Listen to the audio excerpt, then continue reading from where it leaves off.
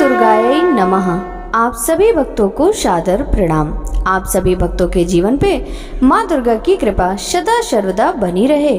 भक्तों, आज की इस वीडियो में आप सुनेंगे श्रीमद् देवी भागवत पुराण के तीसरे अध्याय की कथा। ऋषियों ने कहा, हे महाभाग सूत जी, हम लोगों ने श्रीमद् देवी भागवत महात्म्य सुन लिया और अब इस पुराण के श्रवण की विधि सुनना चाहते हैं। सूत जी बोले, हे मुनियों, अब आप लोग इस पुराण के श्रवण का विधान सुने, जिसे सुनने वाले मनुष्यों की समस्त कामनाएं सिद्ध हो जाती हैं। पुराण श्रवण के इच्छुक विद्वान मनुष्य को चाहिए कि वह सर्वप्रथम ज्योतिषी को बुलाकर शुभ मुहूर्त निर्धारित कर ले। इसके लिए ज्येष्ठ मास से लेकर 6 महीने शुभ कारक होते हैं। हस्त, अश्विनी, मूल, पुख्य, रोहिणी, अनुराधा, मृगशिरा तथा श्रवण नक्षत्र, पुण्यतिथि तथा शुभ दिनों में श्रीमद् देवी भागवत महापुराण का श्रवण कल्याणकारी होता है।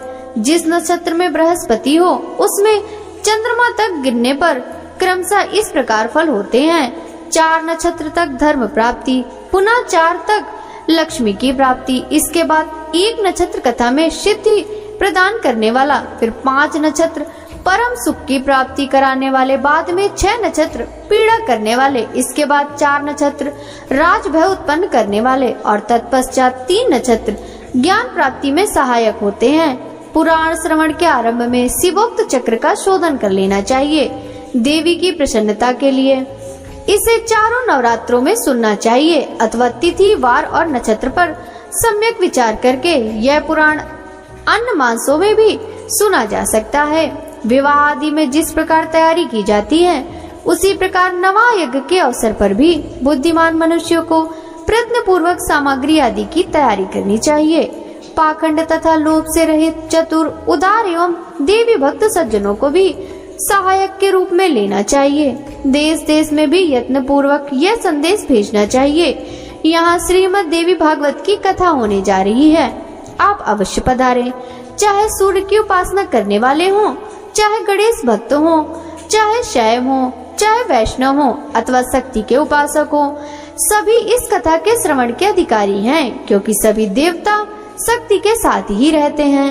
इसलिए श्रीमद् देवी भागवत की कथा रूपी सुधा के रसिक प्रेमी जनों को कथा श्रवण के लिए विशेष रूप से आना चाहिए। ब्राह्मण, क्षत्रिय, वैश्य, शूद्र, चारों वर्ण की स्त्री, पुरुष एवं ब्रह्मचर्य, गृहस्थ, वानप्रस्थ, संन्यास, इन चारों आश्रमों में निरत मनुष्यों को चाहे सकाम भाव से अथवा निष्काम भाव से अवश्य ही इस कथा का सुधा का पान करना चाहिए। जिन लोगों को पूरे 9 दिन तक कथा सुनने का अवकाश न मिल सके, वे जब भी समय मिले तब भी आ जाएं, क्योंकि यज्ञ में क्षण भर भी पहुंच जाना विशेष पुण्यदायक होता है। बड़ी नम्रता के साथ मनुष्यों को निमंत्रण देना चाहिए और आए हुए श्रोताओं के बैठने का भी समुचित प्रबंध करना चाहिए। विस्तृत भूमि में कथा प्रवचन का सुंदर स्थान बनाना चाहिए। उस स्थान की सफाई कराकर गोबर से लिपवा देना चाहिए। केले के स्तंभों में सुशोभित और ध्वजा पताकाओं से अलंकृत एक सुरम मंडप का निर्माण करना चाहिए और उसके ऊपर सुंदर चांदनी लगा देनी चाहिए। कथावाचक का आसन दिव्य तथा सुखकर आचरण से युक्त होना चाहिए। उसे प्रयत्न पूर्वक पूर्वाभिमुख अथवा उत्तराभिमुख रखना चाहिए। कथा श्रवण के लिए आने वाले पुरुष तथा स्त्री श्रोताओं के लिए भी यथायोग पृथक पृथक आसनों की व्यवस्था करनी चाहिए। वक्र तत्व संपन्न, संयमी, शास्त्रज्ञ, देवी की आराधना में तत्पर, दयालु, लोभहीन, दक्ष तथा धैर्यशाली कथावाचक उत्तम माना गया है। इसी प्रकार श्रोता भी ऐसा होना चाहिए, जो ब्राह्मण सेवी, देवभक्त, कथा रस का पान पाने वाला, उदार, लोभ रहित, विनम्र और हिंसा आदि से रहित हो। पाखंडी, लोभी, स्त्री स्वभाव, कामी, धर्म का दिखावा मात्र करने वाला, निष्ठुर तथा क्रोधी वक्ता देवी भागवत के नवाह यज्ञ में श्रेष्ठ नहीं माना जाता। श्रोताओं की शंकाओं के निवारण हेतु कथावाचक के साथ एक ऐसा सहायक भी लगा देना चाहिए, जो पंडित, गुणवान, शांत तथा श्रोताओं को समझाने में कुशल हो। कथा प्रारंभ होने की 1 दिन पूर्व ही वक्ता एवं श्रोतागणों को क्षौर कर्म करा लेना चाहिए। तत्पश्चात अन्य नियमों का पालन करना चाहिए।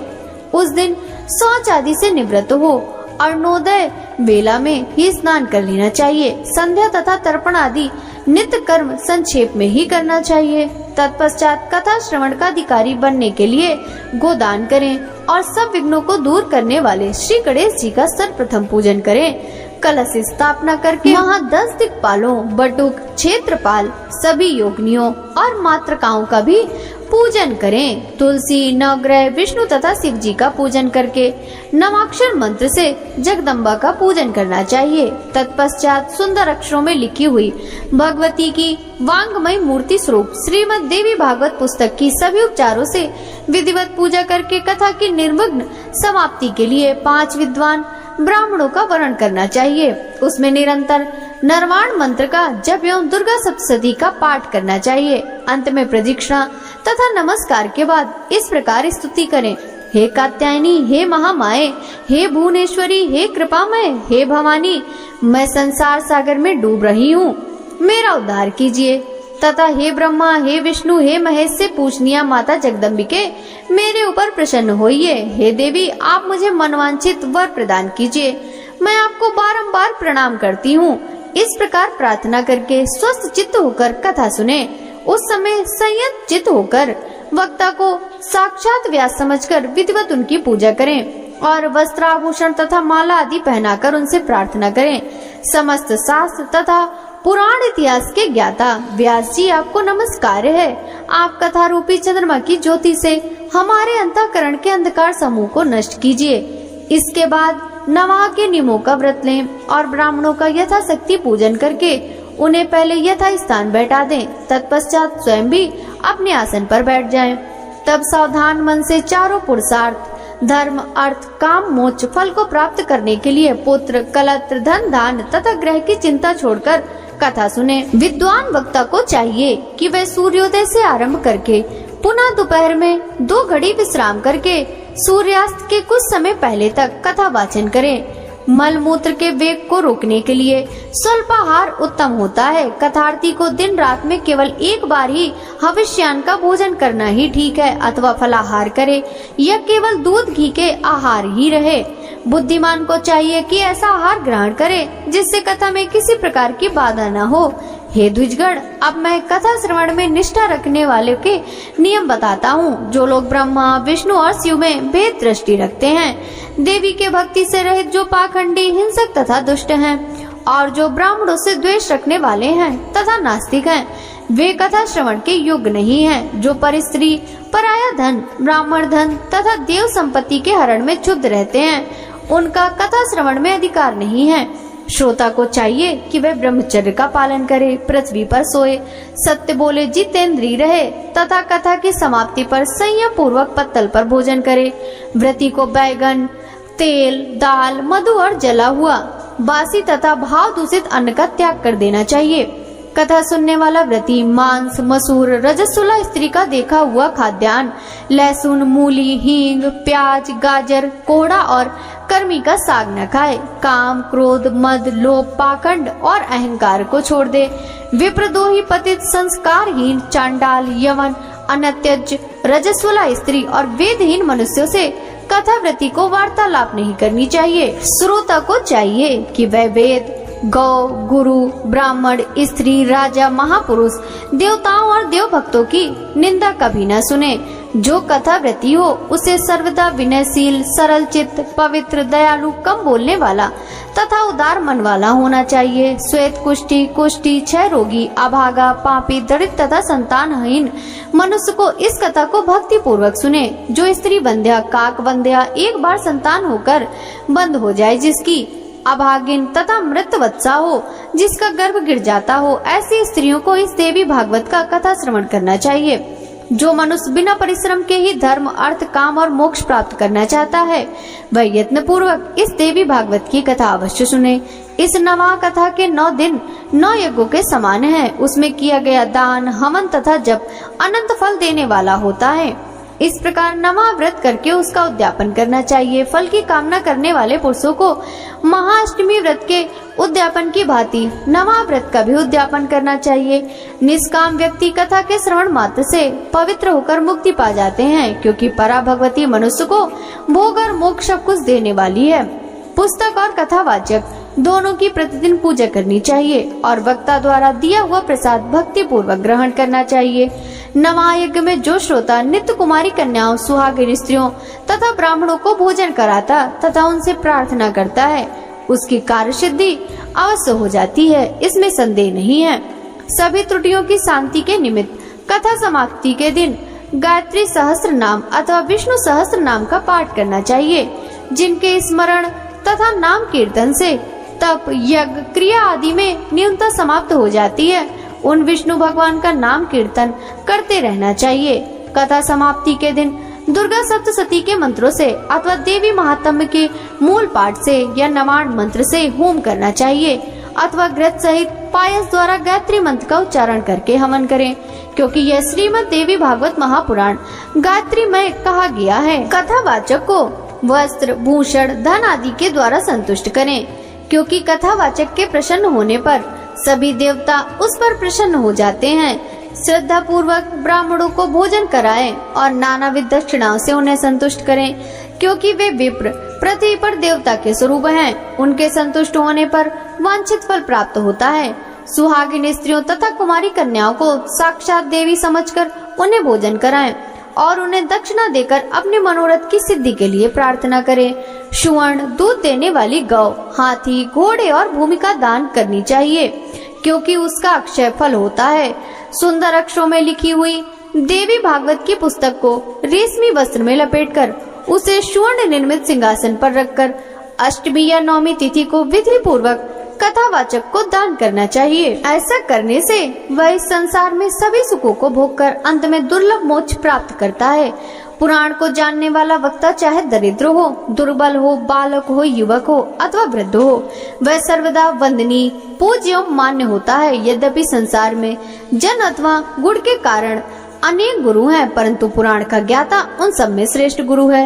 व्यास के आसन पर बैठा हुआ पौराणिक ब्राह्मण जब तक कथा समाप्त न हो जाए तब तक किसी को भी प्रणाम न करे। जो लोग इस दिव्य पौराणिक कथा को श्रद्धा रहित होकर सुनते हैं, उन दुख तथा दारिद्र्य युक्त मनुष्यों को कथा श्रवण का पुण्य फल प्राप्त नहीं होता। जो लोग तांबूल, पुष्प आदि उपचारों से पुराण का पूजन किए बिना ही देवी की कथा सुनते हैं, वे दरिद्र होते हैं। और जो लोग कथा के बीच में ही उसे छोड़कर अन्यत्र चले जाते हैं, कुछ ही समय बाद उनकी संपदाएं एवं स्त्री आदि नष्ट हो जाती हैं। जो अभिमानवश व्यास से ऊंचे स्थान पर बैठकर कथा सुनते हैं, वे नरक यातना भोग कर इस लोक में कवे की योनि पाते हैं। जो बहुमूल्य आसन पर अथवा वीरासन से बैठकर दिव्य कथा का श्रवण करते हैं, वे अर्जुन वृक्ष होते हैं। कथा होते समय जो लोग व्यर्थ तर्क वितर्क करते हैं, वे इस लोक में पहले गर्दभ योनि में तत्पश्चात गिरगिट की योनि में जाते हैं। जो लोग पुराण जानने वालों की अथवा पाप नाशनी कथा की निंदा करते हैं, वे सैकड़ों जन्म तक दुष्ट कुत्ते होते हैं, इसमें संदेह नहीं है। जो लोग कथावाचक के बराबर आसन पर बैठकर कथा सुनते हैं, उन्हें गुरु के आसन पर बैठने का पाप लगता है और वे नरक में वास करते हैं। जो लोग वक्ता को प्रणाम किए बिना ही कथा सुनने लगते हैं, वे जन्मांतर में विषैले वृक्ष होते हैं। इसी प्रकार जो लोग लेटे लेटे कथा सुनते हैं, वे अजगर सांप की योनि पाते हैं। जो मनुष्य कभी भी पुराण की कथा नहीं सुनते, वे घोर नरक भोगकर बनैले सुअर की योनि में जाते हैं। जो 60 मनुष्य कथा का अनुमोदन नहीं करते, अभी तो उनमें विघ्न डाला करते हैं, वे करोड़ों वर्षों तक नरक यातना भोगकर अंत में ग्राम सुकर होते हैं। जो लोग पुराण वेत्ता को आसन, पात्र, द्रव्य, फल, वस्त्र तथा कंबल प्रदान करते हैं, वे भगवान के परम पद को प्राप्त करते हैं। जो मनुष्य पुराण पुस्तक के लिए नवीन रेशमी वस्त्र, सुंदर सूत्र का दान करते हैं, वे सुखी रहते हैं। सभी पुराणों के सुनने से जो फल प्राप्त होता है, उससे 100 गुना पुण्य श्रीमद् देवी भागवत पुराण के श्रवण से होता है। जिस प्रकार नदियों में गंगा श्रेष्ठ है, देवताओं में शिव, काव्यों में वाल्मीकि रामायण तथा तेजस्वियों में भगवान सूर्य श्रेष्ठ हैं। और जैसे आनंद देने वालों में चंद्रमा, सब धनों में सूर्य, क्षमाशीलों में पृथ्वी, गंभीरता में समुद्र, मंत्रों में गायत्री तथा पाप नाश के उपायों में भगवत स्मरण श्रेष्ठ है, उसी प्रकार 18 पुराणों में यह श्रीमद् देवी भागवत पुराण सर्वश्रेष्ठ है। जिस किसी भी उपाय से यदि कोई भी मनुष्य इस महापुराण की 9 आवृत्तियां सुन ले, तो उसके फल का वर्णन नहीं किया जा सकता। वह तो जीवन मुक्त ही हो जाता है। किसी शत्रु राजा से भय होने पर, महामारी के समय, अकाल पड़ने पर तथा राष्ट्रभंग के अवसर पर उसकी शांति के लिए यह पुराण सुनना चाहिए। हे विप्रो, भूत प्रेत आदि के समन के लिए, शत्रुओं से राज्य प्राप्त करने के लिए और पुत्र प्राप्ति के लिए श्रीमद् देवी भागवत का श्रवण करना चाहिए।